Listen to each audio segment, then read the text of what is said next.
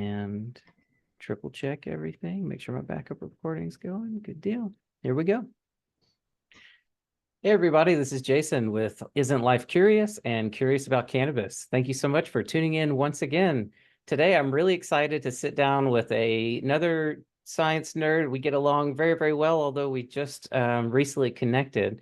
I'm here with Yasha Kahn from MCR Labs to talk all about something you've heard me ramble about through the years before, issues around lab quality, lab testing, possible issues around lab fraud. And we've got some really cool stuff to dive into here. So Yasha, thank you so much for being willing to take the time today to come on the podcast and to have the conversations you've had with me up to this point. It's really cool to see some of the work that you're doing. Thank you. Excited to be here. Absolutely. Now, to introduce our listeners just a little bit to your background and kind of how you got to the work that we're going to focus on today. So how did you kind of find your way into the lab testing space? And specifically, you're doing a lot of like data science and really crunching a lot of these numbers and trying to understand what's going on in the industry. But backing up a little bit, how did you get to this point? How did you find yourself getting involved in the cannabis industry? Always liked cannabis, or from a certain age, always liked cannabis. Yeah. And then at some point there was a ballot initiative in Massachusetts for legalizing cannabis.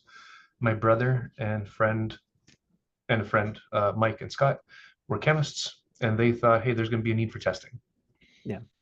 And so we got together, opened up a lab with another friend's HPLC that was just collecting dust in her basement. Nice. The two chemists, Mike and Scott, fixed it up using, I think it was like $200 worth of eBay parts. And then we had a working HPLC and Oh, that's awesome. ready to do the testing. Yeah. That's so cool because that reminds me of like some of when I got started, it was literally so the mentor that I was working with at the time, he had a GC in his garage, and it was a matter of like, there's probably something we can do with this, and this Mhm. is probably gonna go somewhere. So that's so funny to hear that on the other side. And there And was, just to add, sorry. yeah, So right away, folks that were gearing up for the industry, ones that were already growing for years before that and selling, they thought, hey, there's an opportunity to get it tested. There was no opportunity like that before. There was no mandate to get things tested back then. right. But then they came through the door and said, we want results. And so these folks that would otherwise just sell baggies or whatever else, excellent product, but never labeled, were working with folks that needed, that were patients, that they were using it for Yeah. medical purposes. And what they wanted was to really know what is it that they're giving their clients, their patients. And so unexpectedly, way before the industry opened up, the legal industry, there was already a need. Yeah. Well, and that's fascinating too, because I think a lot of people don't realize that. Because I remember the early days of cannabis testing in the first lab that we were building. A lot of our clients were patients, like patients that Mhm. were growing their own or making tinctures and things like that, and trying to get their dosing right. That was really the main sort of driver of that. Is I need to make sure my dosing's right. And I think that's important to reflect on because the industry's now moved so far past those days that it's I think easy to forget, kind of where things started. The patients are forgotten. Yes, yep. Sadly, yeah, it's You know, it's one of the big tragedies of kind of how all of this has come about. Although my hope is that maybe there's a path forward to kind of recapture the needs of the patients again.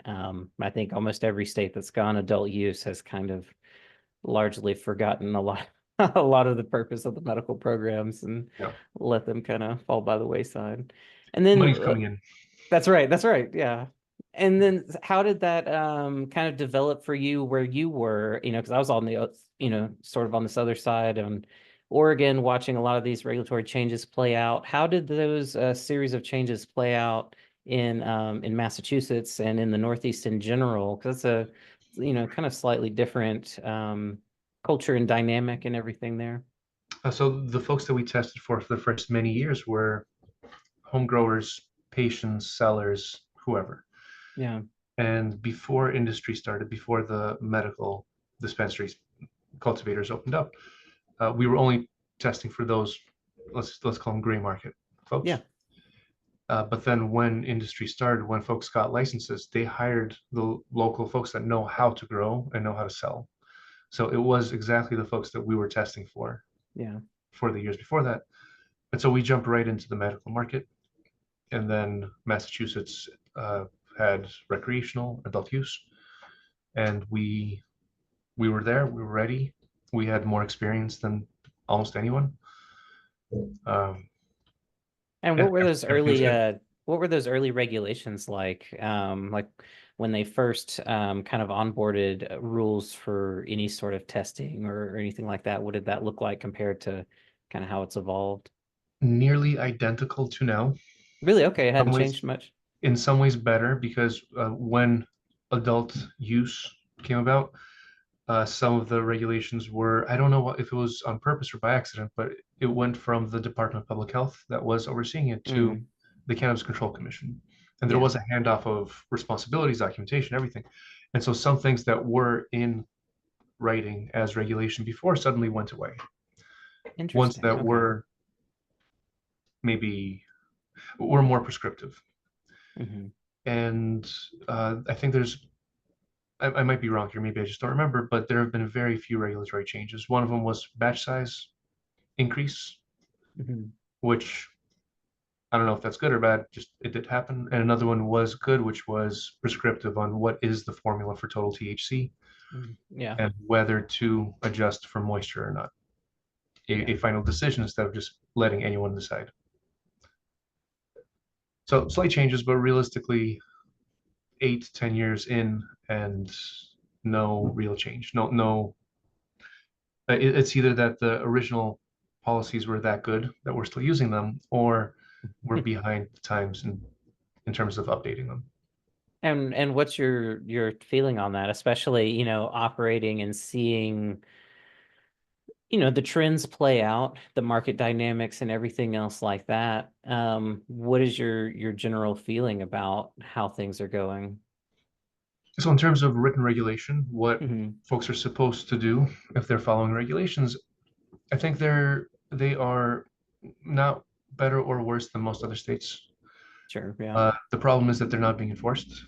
Yes. Yep. And the problem across the country is that not the problem, the opportunity across the country is Yes. that we've had 10 years of cannabis testing and this industry, let's say across the country.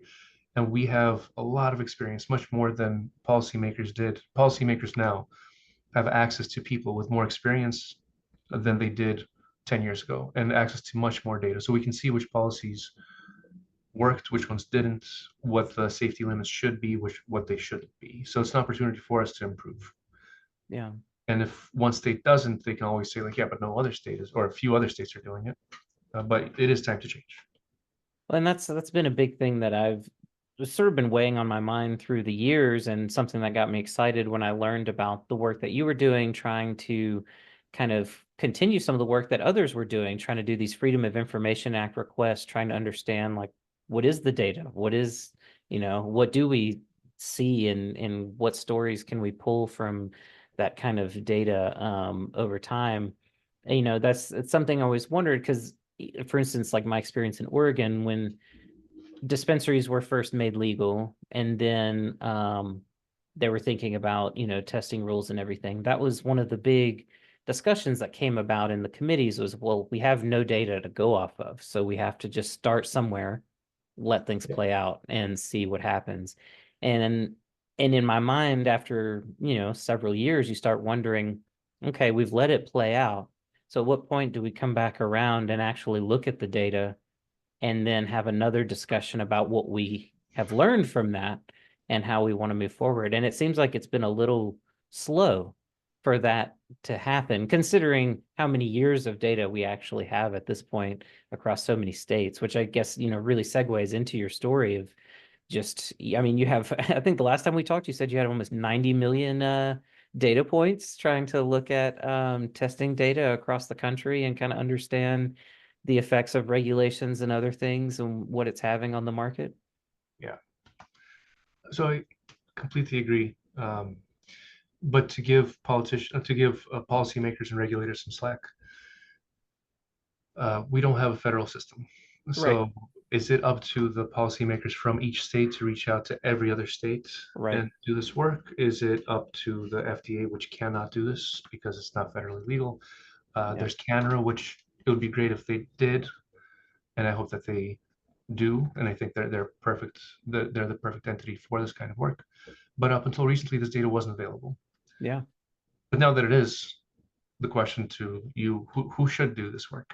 Yeah, you're right. Who's There's regulations on that page to like take on this extra stuff. Yeah. Well, and it's sort of a like who's watching the watchman kind of situation, it's particularly with testing data, the testing labs, you serve this function as a sort of a gatekeeper in a way of quality of what's, making it out onto the market. And so this concept of like who's watching them and who's Yeah. even yeah, who has that responsibility? No one really. It becomes very diffused. Yeah. Yeah. But now we have data. Now we have data. Yeah. So do you want to Yeah, so let's take a look at the data. yeah, let's We'll see let's what we dive have. right on in. Yeah. So interrupt at any moment, Perfect. because I can dig in several layers deeper on each. Let me press the right buttons. Pressed. Okay. Boom. So the things I will talk about today. So I have more slides that I'm going to show here. This kind of like the introduction. It goes over what is the data, the good things that can be done with the data and are being done, the bad, which is some manipulation that we'll see, and then opportunities, which is to look at what can we see in the data that can right away be used to improve markets, the safety of products, and the success of programs. There are 39 states across the country that have cannabis regulations. And I sent Freedom of Information Act requests to all but 2 of them and received data from, as of 2 days ago, 3 days ago, 19 states. Missouri is not on here yet, but welcome to the conversation, Missouri. And what's the deal with California? Why is California so hard to that's just one that stands out to me, It's a good one to get. So I've been in discussions with them. And if and when I do get this data, I look forward to sharing it. Yeah. So the conversation right now is very positive, and they're saying I will get the data. Good, excellent. And that's something I'm sure you talk about this, and I don't mean to totally interrupt your flow, but I do wonder, and I'm sure people listening and watching are wondering too, how hard was it to get the data? It's a big question. So Yeah. I'm going to back up of why I did this. Yeah. We were going through some problems with result manipulation by some labs. And I had no idea how do we solve this problem because it's an existential threat to every honest lab Yep. when any other lab in the state is offering such results. And there was an article I came across years before that in 538. I can pull it up right now. And it goes over how Jim McRae, Mm. I don't know if you know who that is, got a hold of the cannabis testing data in Washington State. Sorry, 538. And this is one of the earliest publications showing some of the biases in the testing data, if I remember correctly. So there were only before what 2021 or so, there were only one or two couple of little like actual publications that were starting to really look at it. I remember one from Washington. Yep. Actually, I think maybe two from Washington. Yeah, because I think there was a It was all follow-up. because of Jim's work. Yeah, yep.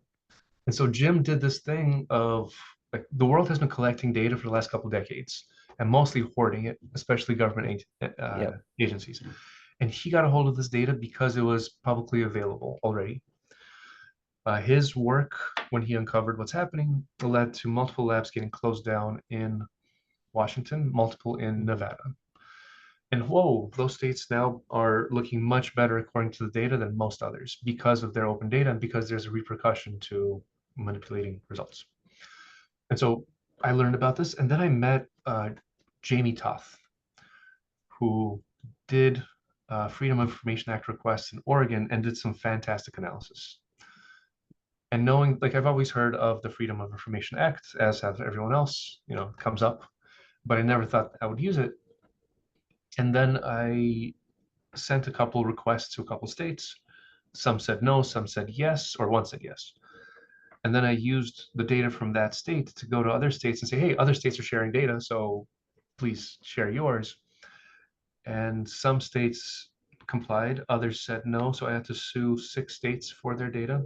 And a Wow. regulatory body, if let's say within a state there is a lot of problems in the industry, and there's a regulatory body that's supposed to oversee what's happening and is not handling the problem, then Right. likely they don't want the information getting out how bad the problem is, because it'll either show that they were not aware, Hmm. that's a problem, or they were aware and did nothing, and that's a problem. So some states said no. I had to sue them, and so every state has its own unique FOIA laws approach to get the data. So there's a lot of reading up on each state's FOIA laws and dealing with that. Does that answer the question? It does. Yeah, it's just fascinating, just the I don't know, the checkerboard nature of how this all works. Just because from a basic anyone, up to a basic consumer that's not caught up in the industry per se, this seems like a pretty basic thing. Like, okay, this data is being done for regulatory purposes. It ought to be publicly available.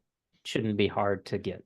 And so the idea that you had to sue any states to get them to follow up and actually give you this data, I think for a lot of people, that's going to be very surprising to hear. Like, wait, what? Like, I know. like this ought to be like, okay. So yeah, it's fascinating, and it does highlight this weird situation we're in without any sort of federal oversight. Um, it's like pulling teeth in terms of just trying to bring it all together and understand what's going on. Yeah, I fully agree. Just a couple of few notes. When I say sue, in some states it's called appeal, in some states it's Sure, called yeah, sue. Like it just differs in that. But the general concept of FOIA is of the Freedom of Information Act, which has different names in different states, is that we, the people, are trusting that the government is doing a good job and are paying for all the jobs that they're doing and for the storage of this data and for the collection of this data and all of that. yep, And unless it's confidential for very specific reasons, it belongs to us. that's right. Um, and I've gotten more no's than yeses. And those are usually the more kind of interesting ones, because when you do get a hold of that data finally, it's the most interesting because it shows what the problem is. It could tell, yeah, it could tell some clear narratives of why they didn't want it to come out in the first place. Yeah. And one more note. So I did send FOIAs to all but 2 states. And there was MK Analytics, an excellent group of data scientists, forensic scientists, that was able to get data and shared with me that I wasn't able to get. So it's not Excellent. just my work; it's theirs and Jamie's work. I did try in a lot of places, but I wasn't successful in some. They were.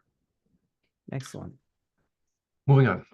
So the amount of data is pretty cool in that cannabis, unlike any other crop, every batch has to be tested. All the test results have to be sent to the state, which is why it's FOIA-able, unlike other crops, testing results for other crops. And corn and hops are not tested for cannabinoids or terpenes or heavy metals, pesticides, micro, whatever else I missed, water activity, moisture. And there's so much data that's collected. There's more available data on testing results from cannabis than from any other crop. And so it allows us to dig in a way that otherwise is just not feasible. And it allows us to do some pretty cool things. So first, we're going to go over to the good things that we can do with this data. One is we can identify which policies have been effective and which ones haven't. and what safety screen limits should be and what they shouldn't be. And to jump right into an example, the right scientists got together years ago and identified what's the ideal water activity level for flower. Brady Carter and Chris Hodella did a study on it, published a study, and then it was cited by US Pharmacopoeia. And it said that water activity between 0.55 and 0.65 is ideal. Lower than 0.55 makes it chemically unstable, trichomes fall off, and over 0.65 and there's mold growth. So that's the ideal. So Massachusetts regulators decided that we should add this test. In Massachusetts, they sent out a bulletin in November of last year. And as soon as they did, saying this is going to be the limit, Chris Hodella and I went to the regulators and said, whoa, whoa, whoa, don't do that. Because when Chris did this work with Brady, they didn't have access to all the data from across the country on all the water activity test results. Mm-hmm. But if we were to apply these limits to all the cannabis testing data across the country, we would see that, and 0.55 and 0.65, that range is in green here. Only 15% of flowers across the country would have passed within those limits. So by enacting this regulation, setting up this policy, what would have happened in the market is either a crash of the market because 85%, 84% of products fail, or every cultivator rushes to a lab that seems to only detect water activity in flowers in that small band. So Massachusetts did not move forward with this regulation. And we can also see that every other state that has water activity and water activity limits, they only have an upper limit. No one has a lower limit. Yep. Any questions there? No, I just think it's fascinating. Even the idea of having a lower limit, I think was a curious idea to begin with. And worth exploring, but let's explore. Right. And it led to this. I mean, it's cool to see, by presenting that idea and that question, it then leads to, okay, well, let's compare this to larger data set and see what the consequences would be. So it is a great learning exercise just to even present it as a possibility. This also led to Brady, Chris, and I discussing publishing a follow-up to their work, because now that we have data, we can provide more resources. Yeah. We can update what the ideals are for practical ideals, let's say. Right. And if you wanted to actually establish a lower limit, maybe go with the sort of sigma or something, so that you're only affecting 5% rather than 95% or something like that. Yeah, exactly. So with policy, we have this data. It would be such a big mistake to not use it for economists, for public health officials to both look from their perspectives. Maybe public health officials would identify, okay, it cannot be more than this. And economists said it can't be less than this. And they would at least get to some numbers that work both for the industry and for public health. There's also a lot of really cool research that can be done with this data that otherwise is not feasible. I already showed you this, Jason, and I asked you this trick question, but I'm going to ask you again. Having said everything that I said about water activity just now, what is the correlation between water activity and mold? Is there more mold in samples that have higher water activity during compliance testing? I assumed that absolutely there would be. I think that's the natural assumption. Yeah. I think most listeners and anyone watching this, probably that's what they're thinking. Yep. And so as soon as I saw these results and saw that it's just a blob, there's no correlation. There is no more mold when there's more water activity, I thought something's wrong with the data. And then I went to a close microbiologist and we realized, okay, so this is the tens of thousands of data points from Maryland, a few thousand from Colorado, and then 100,000 data points from Nevada that compares total yeast and mold versus moisture, which is similar to water activity. Again, there is no correlation. And that is because the difference between flower with 15% moisture and 8% moisture is a few days of drying. And mold just has not had a chance to grow. But if we were to retest these same samples, some at 8%, some at 15% moisture, 3 or 6 months later, I suspect that we'll see more mold growth or more change in the ones that had originally 15% moisture. Mhm. And if we can request more data, or if data becomes more public, we can test this out because some states require stability testing. Yeah. And the off-shelf testing would also help give you some insight into this too, if states did more of that, And to publish see how data. products are changing. Yeah. So long as they It's also publish. interesting to see, you can kind of tell where the regulatory limits are too, looking at the Yep. data distributions. Yeah, yeah. There's some labs with a very steep cliff right at Yes. that Yeah. section. And in reality, at this one, what you don't see is that there's really many fewer samples that come back in year 15 Hmm. because the data set is so big that it just looks, Right. yeah. Okay. Uh, Aspergillus, uh, Hot topic these days. a topic, is seasonal, or at least it seems to be from the data from multiple states, uh, which is interesting to know. It's valuable to know when to Hmm. be cautious. And we see that Aspergillus terreus, one of the species of Aspergillus, is chronically underreported. And I know that there's been some really good work done on the fact that Aspergillus terreus just takes longer to incubate. Hmm. And so labs trying to get results out sooner results in samples not being identified as having one of these species. We can take a look at all of the THC results across the country. We can see that there is THC growth year after year. We can also dig in a couple layers deeper and see that it's pretty clear to identify which labs are manipulating potency results, and then compare markets, which markets have higher or lower potency or THC. And we can answer the question of what percent of the market of flowers can be over 40% or over 30% THC. Yeah. We can take a look at every, and we have taken a look at every cultivar or strain that's been tested across the country. Removed ones that were grown outdoors, ones that were tested by dishonest labs, ones that were grown by fewer than 3 cultivators. And then from what remains, we can see that there are clearly some cultivars that are much less susceptible to mold than others, Yeah. Interesting. which, I mean, there's much more work that needs to be done, but this can help consumers or patients that are immune compromised to avoid the strains that may continue to grow mold when packaged, or maybe more likely to, and for cultivators to know what to invest in and what not to. Exactly. Yeah, no, this shortcuts a lot in terms of breeding, research, trying to understand, where we're likely to see interesting things to learn from to drive future breeding and things like that. Very fascinating. We do the same thing for each one of these and say what is the average THC, what are the terpene signatures. We can do all of that so Right. that people can make these decisions based on flavor profiles, susceptibility to mold, whatever else. We have the data, I guess is what I'm saying.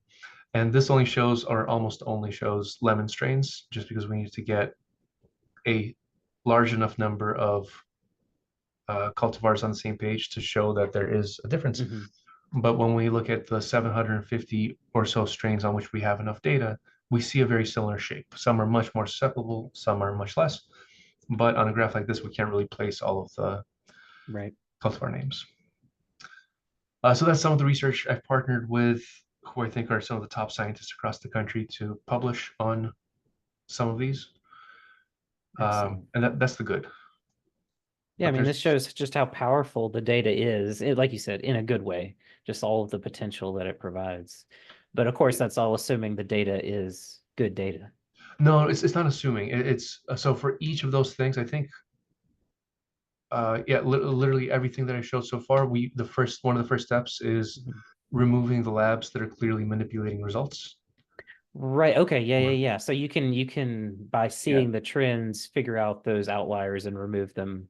yeah, like a Yeah. steep cliff at the action limit for Hmm. total yeast mold.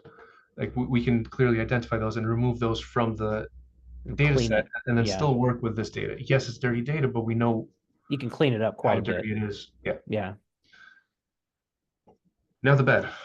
There is a lot of consumer fraud, result manipulation. Products are mislabeled, and typically and almost always mislabeled in the same direction.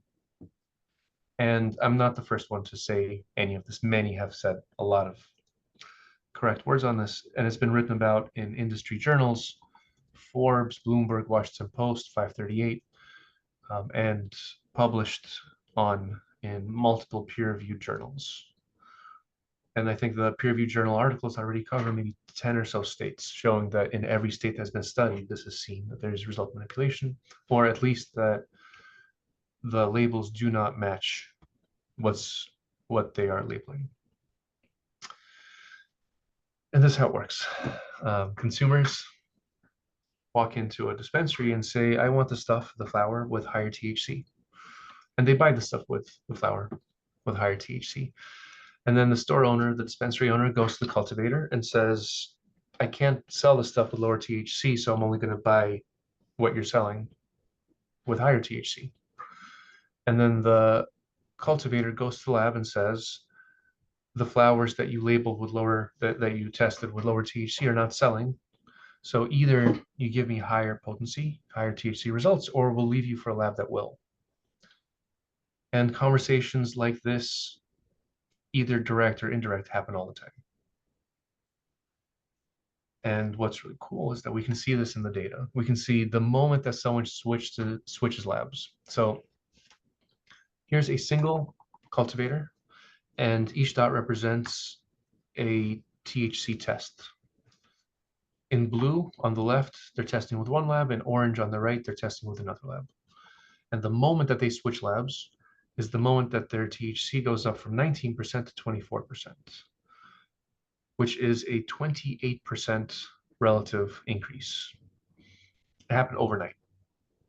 And of course, you can say, well, they changed genetics exactly at that point or whatever else. But again, 28% increase overnight. And we can track every single cultivator that switched to that one lab. On the left, we see, so each cultivator is represented by a line. On the left is their potency or THC at their previous lab, their average THC. On the right is their average THC with this one lab. Yeah. In every single case, the average THC goes up. So unless every single cultivator switched their genetics the day of the change, then something is systematically happening. Yeah. And what I'm showing here and everything I'm going to show, I'm not saying arrest that man or someone's doing anything wrong. This is the forest, and it is an indication of someone needs to go take a look there. You can see which lab, you can see which test, and a lot of times you can see how the test is being manipulated through the data. And there's a reason why labs do this. Money. Year after year, in every single market, labs that offer higher potency results increase in market share. And this happens up until one of two endpoints. Either regulators step in and do something about this, multiple states have, or there are no more honest labs left. And there's just no more shifting of market share because they already have 100% of the market. And that's when honest labs leave the market of flower testing. Maybe they continue to test other products, but not flower. Any questions here? No, and I'm glad you pointed out that kind of nuance, that this is really this issue is for flower kind of unique compared to other product types, that this emphasis on this potency inflation game, it really is that. So you do see these labs sometimes that say, all right, I just don't test flower anymore. And and that's one way they deal with it. I think that's something that a lot of people maybe haven't thought about. But it's fascinating and troubling. These are all things that I've lived through. Like I've been one of those honest labs that no longer exists because of this. So I feel this in many ways deeply in my soul. You confirm. Yep. I confirm. As does every lab in the country. They know which side of this they're on, and either they are hiring or laying people off. Yep. That was THC, and THC manipulation is a problem, not everywhere, but in most places. It's a public health concern. And I don't want to say which one is worse, contaminant screen manipulation or THC. They're both wrong. Yeah. But we can see the same thing with contaminant screens. Here is a different cultivator, two different labs from before. On the left, this cultivator. So each dot again represents a single test for total yeast and mold for this one cultivator for 2022. On the left, they're testing for one lab in blue. On the right, they're testing, sorry, on the left, they're testing with one lab, and that's in blue. On the right, they're testing with another lab that's in orange. And by having access to all this data, we can now see what are the expected failure rates across the country. And we know that the average failure rate is somewhere between 12 and 16% for total yeast and mold at the standard action limit of 10,000 colony forming units per gram. Some states a little bit more, some states a little bit less, but it's close to there. And so this one cultivator went from what is the average national failure rate to never failing again. And this chart only shows 2022, but if you extend this throughout the rest of the data set, they still never fail again. Wow. Wow. But they get really close to that 10,000. I noticed there's Really like close. a 9,000, like yeah, 9,999. Now that's when the mold yells, okay, guys, stop procreating. We stop right Exactly. here. Exactly. Yeah. We preach the line. We're done. Yep. And of course, overnight success, overnight, no more fails. And clearly that's great for this cultivator. And we can track every single cultivator that switches to this one lab. Wow. On the left is their failure rate at their previous lab. On the right is their failure rate with this lab. In every single case, the failure rate decreases. And sometimes it goes from 30 or 40% to never failing again. Yeah, that's wild. Just a nuance here. So this is not every cultivator that switched to this lab. I can only include the ones that tested at least 10 samples at one other lab and at least 10 samples at this lab. Gotcha. Yeah. Because otherwise it's too few. Just to have enough data points. Yeah. And if someone had like 100% failure rates at one lab and then zero at another, who knows what happened? They just as in like one sample to each. That's just not right. Right. That's good though. That gives us more confidence in the data that you're presenting, because we know that everything that you are presenting is backed by not just a little one-off data point, but it's an aggregate of 10 or more. Well, also what I hope helps with this is that all the data is available to everyone. Everyone can get a hold of this data either from where I've posted it, or anyone can go to any of these agencies and say to them, to their open records or FOIA office, and say, share with me all of the data that you've shared in the past. Oh, and on that note too, there will be a link in the show notes for this with the link that you've shared to allow people to download this too. Just so anyone listening or watching this knows, you should be able to scroll down and find that link if you want to check this out. Back to it. And the reason why labs offer such low failure rates, again, is money. Year after year, in every single market, no, in almost every single market, labs that provide higher or provide failure rates that are around the national average, they decrease in market share. Yep. And those that offer failure rates that are 3 to 8 times lower than the national average, they increase in market share. The lower the failure rate, the faster the increase in market share. I hope this is not a how-to guide for market share. Right. There are investors on the side taking notes. Yep. Like, okay, we've got the plan now. Yep. And so we have an opportunity. We have 10 years worth of testing across 39 states. And 39 states worth of cannabis regulations really is 39 individual experiments. Untouched. No one's seen this data before, so it never influenced what would happen in those states. And so we can look at all these experiments and see which ones were more successful than others.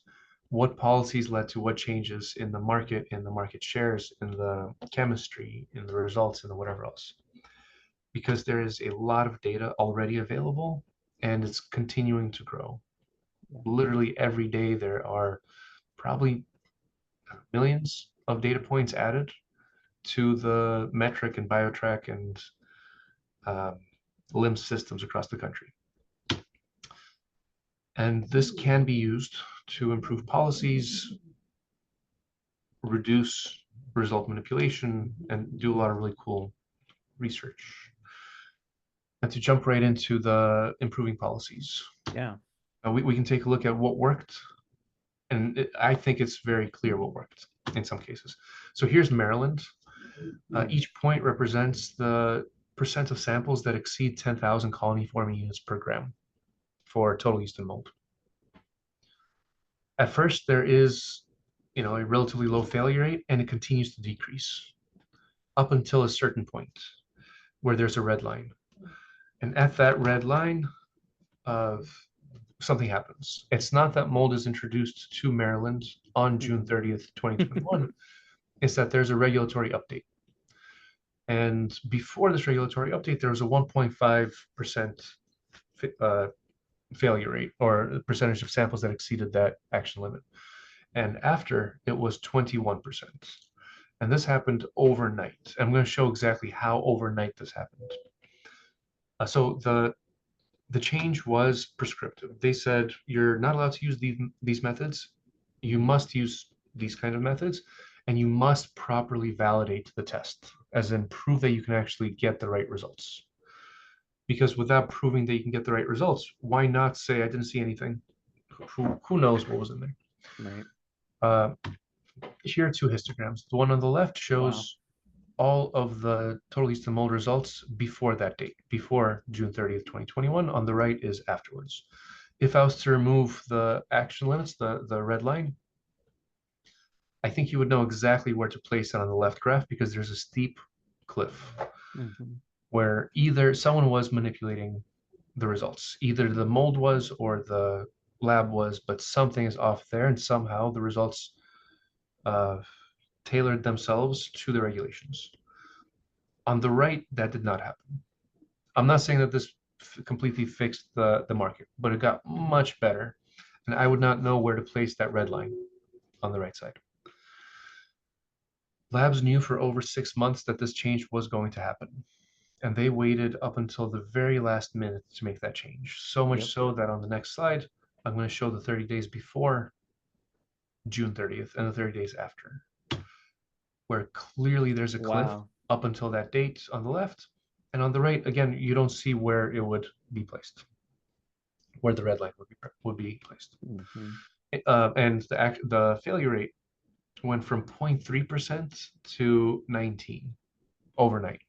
What is that, 60-fold increase? Yeah, that's huge. Pretty incredible. Any questions here? No, it's just fascinating. I mean, and on par for the course, right? Like I witnessed this, that it runs up until midnight, until the last second that you have to change things. You do tend to see these trends, and it is fascinating.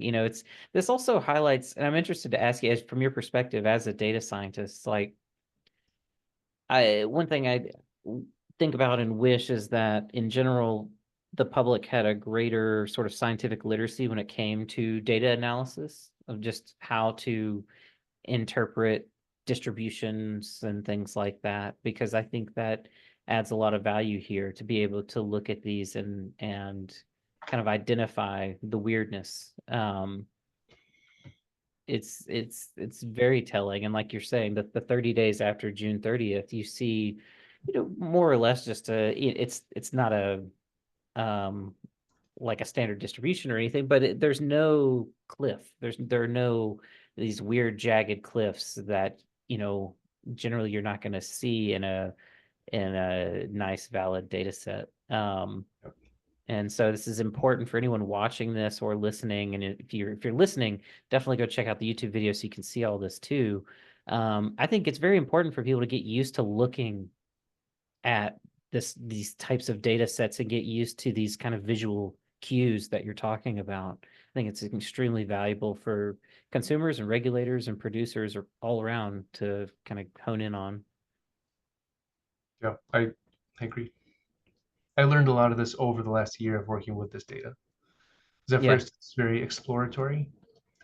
You don't know what you're going to see, so you're just visualizing everything. You visualize THC histograms, uh, line graphs showing market share shifts.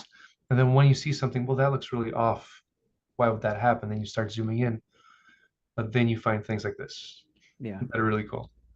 And to match that up with the date is I can't imagine what that was like. Like, what is this? What's going on? And then to realize, oh, this was the exact day that this regulatory change happened. And like they can say on the day, well, we didn't know any better. Right. What? You knew for Right. half a year. And in fact, in order to do this, you had to have known. Like, I don't know. Like I don't know. It's fascinating. The problem with what's on the left is that cultivators did not know how bad their problems are. That's right. Because if Yeah. you don't have good data, even if you know that you're using a lab that is, maybe giving slightly better results than I deserve, kind of thing, you don't know how bad your problem is. Yep. And that is why the failure rate afterwards, or the percentage of samples that exceed the 10,000 colony forming units per gram, is higher than you see anywhere else, because the problems got as bad as they did because no one was aware. Yep. And so, from what I understand, they increased their action limit to 100,000 colony forming units per gram, because without doing so, cultivators would not be able to pass, because honest testing would have made that big of a difference to the industry overnight. You take out 30% of products, 20%, that's a big problem. Yeah. Michigan was also very interesting. A few interesting things happened. Maybe you see that there's a huge decrease in the amount of mold detected, a steady decrease over a 6-month span. During these 6 months, labs that had a sub 2% failure rate, or 6 to 8 times lower than the national average, they increased market share by 40%, as in a huge multi-million-dollar market shift to labs that we don't see mold. They're not able to find it. They're represented here by the red lines. On the left is the market share per lab at the beginning of those 6 months. On the right is their market share at the end. And by not finding mold, you seem to also gain market share. Yeah, funny how that happens. Yeah, well, who would have predicted? But regulators, good job. They understood what was happening. They came in. If I didn't put that red line in, you would know when it happened anyway. They said, you are not allowed to use these methods. You must use these methods. And very importantly, I love this statement the most. Licensees cannot use a method without first demonstrating that the method produces scientifically accurate and reliable results. That is a given for anyone that's ever worked in a lab. Yeah. Or at least I thought so. Right. We assume so. How can you provide a test that you have not proven that it works? And then Michigan has surpassed California as being the biggest per capita market in the country. Yep. Maryland is, from what I understand, just like this, I'm getting it only from articles, I don't have the data, one of the more profitable markets in the country. My assumption is because it's no longer a race to the bottom for who can grow the cheapest weed, because you could just buy results. You actually have to invest in the facility and the genetics and the people and the equipment and the testing, consultants, SOPs, all of that stuff. And so consumers get better products, everyone makes more money. Yeah. But this problem is hard to solve because it's not, it's a prisoner's dilemma. You can't, if you are the one that stops manipulating, but your competition doesn't, you will lose. And so this data, now that it's public, is being used by public health specialists, regulators, journalists, researchers, everyone. And I hope more people get access to it and use it, because it's really cool. There's so much there. I showed a tiny portion of it, but let's put the data to use. Yep, that's right. And if you want to get not all the data, but almost all the data, it's right here. It's not all the data because a couple of states forced me to sign an NDA.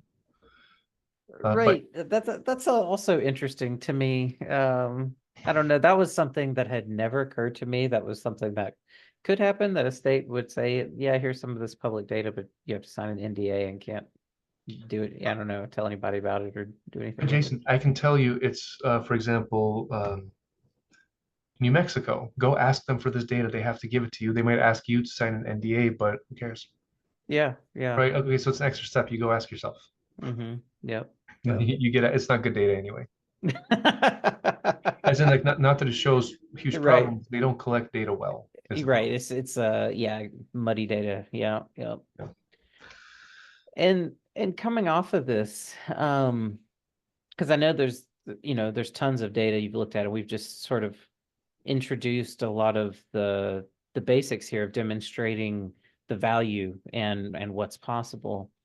But coming back to you personally, as you were and as you're continuing still to crunch through all of this stuff, what are some of the main things that really kind of slapped you in the face? Like kind of as far as the sort of story that's sort of emerging from all of this data, what's really stood out to you the most or surprised you? The difference between regulatory bodies, some have been so pleasant to work with, Mm-hmm. have gone out of the way to supply not only the data that I requested, but more data, have Yeah. introduced me to other regulators saying, hey, you should take a look at this, it'll be helpful. While others have made sure that no one in their regulatory body is allowed to speak to me. Like don't pick up the phone if it's Yasha. Yes, Wow. Yeah. two states are like that right now. Yeah.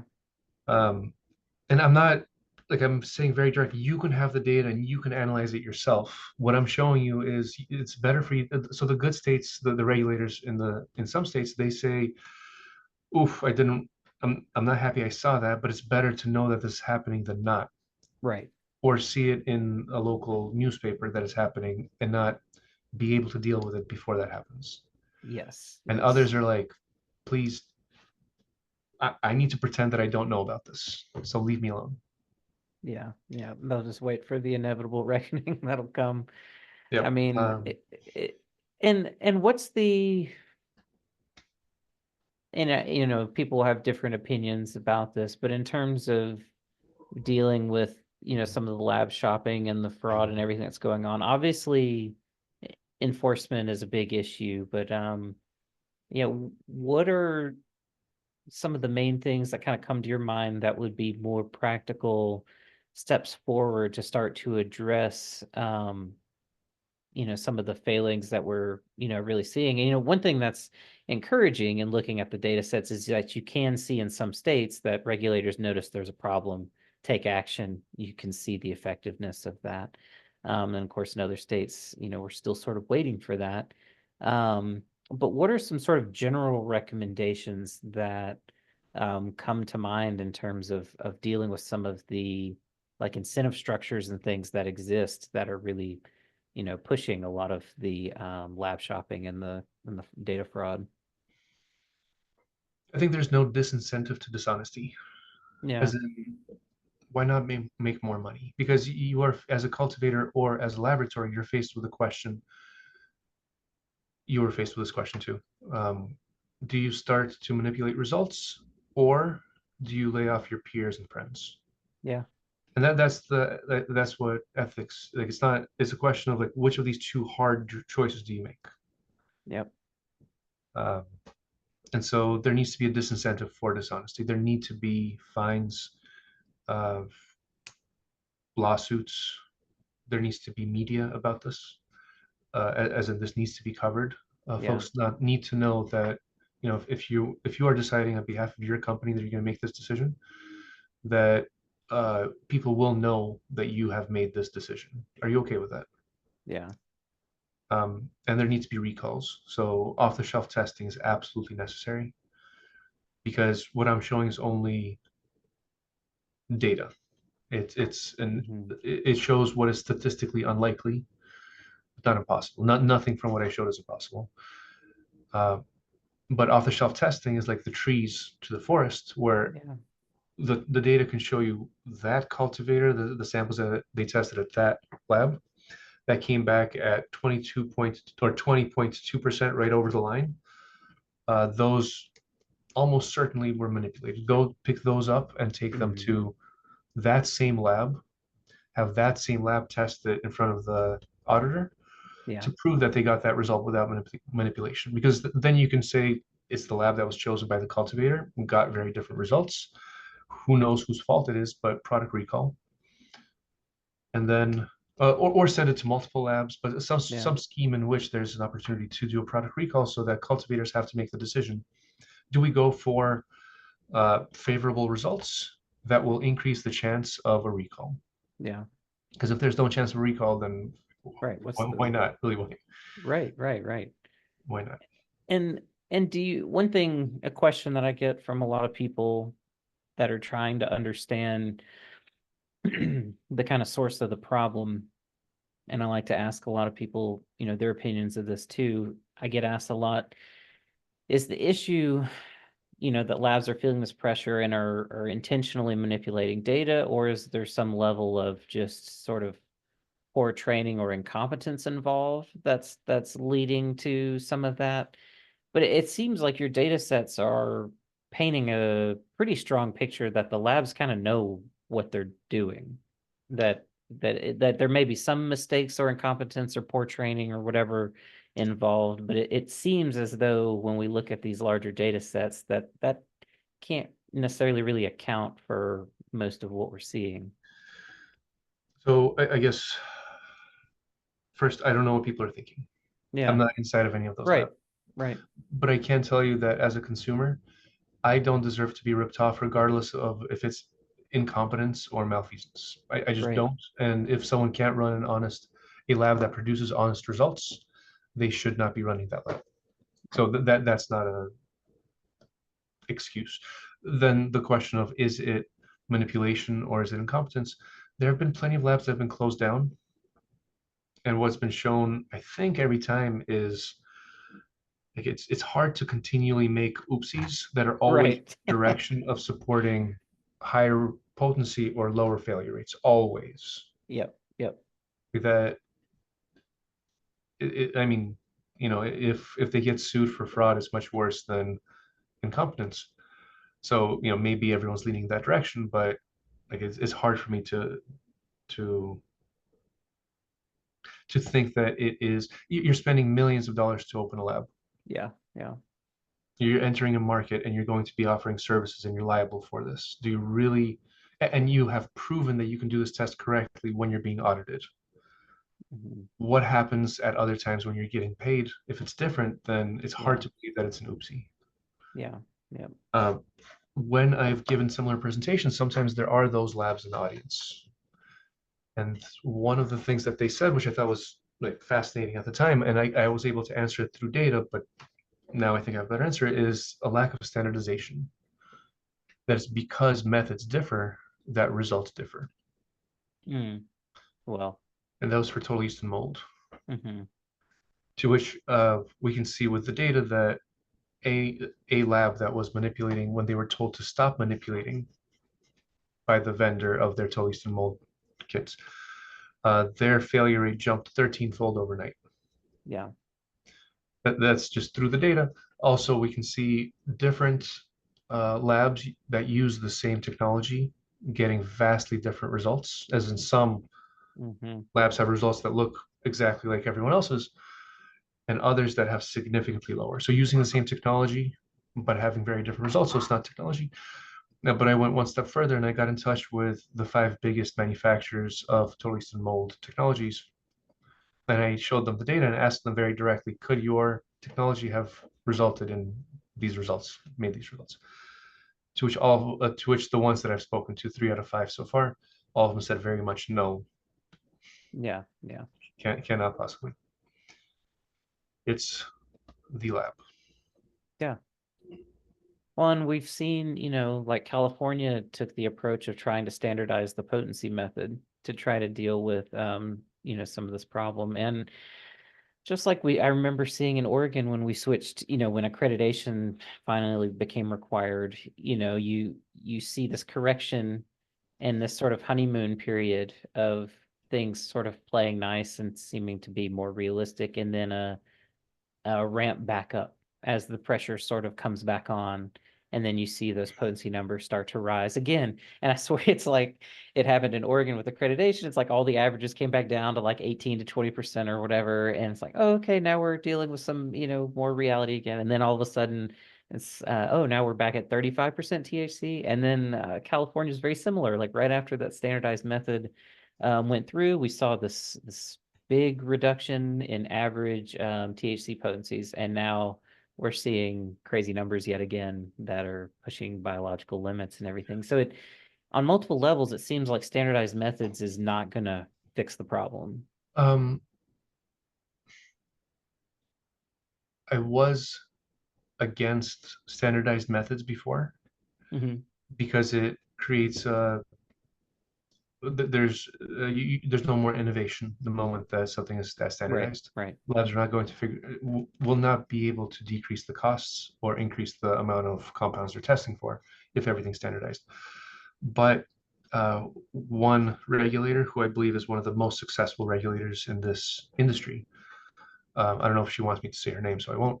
Sure. She convinced me, at least I now understand the value of standardization, that as a regulator, if we want the problem fixed of result manipulation, then standardization would help, because if regulators, inspectors that work for a regulatory agency are supposed to oversee this industry, all testing, and there's 10 labs in the state, each one performing 8 different tests, and every lab has their own unique methods, it's unfair for us to believe, we can believe whatever we want, but it's unfair to expect for the investigators to learn Right. everyone's methods and potential deviations from each method to inspect properly and understand what the problems are. But if everyone uses the same one in the tests that are most lucrative for manipulation, like THC and total yeast and mold, then maybe we can stop the big problem that's causing honest labs from going out of business through some standardization. Yeah. Well, and I think the big piece to that too, like you mentioned early on, is the enforcement piece, right? Like as long as there's strong enforcement that's backing up everything else so that it doesn't fall apart. It's like to keep that momentum going so that people, keep caring and keep trying to do things properly. Because the labs, again, seeing these ebbs and flows shows the labs are capable of doing things properly. It's just a matter of, yeah, what is it going to take? And I feel for the auditors. I had a good relationship with several of our ORLAP auditors in Oregon back in the day. And I mean, one thing a lot of people don't take into account with cannabis labs, like we deal with so many matrices, there's so many different product types that seem similar on the outside, but when you're working with them analytically, they're very different in terms of how we have to prepare them and think about different effects that can happen that change how we're able to get, clean data and that sort of thing. And so really there's just a whole number of validations that every lab really has to go through with all these different product types. And so, like you're saying, thinking about a regulator that has to come around and understand, every possible way that a lab might approach, not just potency testing, but also matrix to matrix, because you have different methods for different matrices. So you start to think about the number of configurations, the number of It's way too much, right? yeah, it's an immense amount.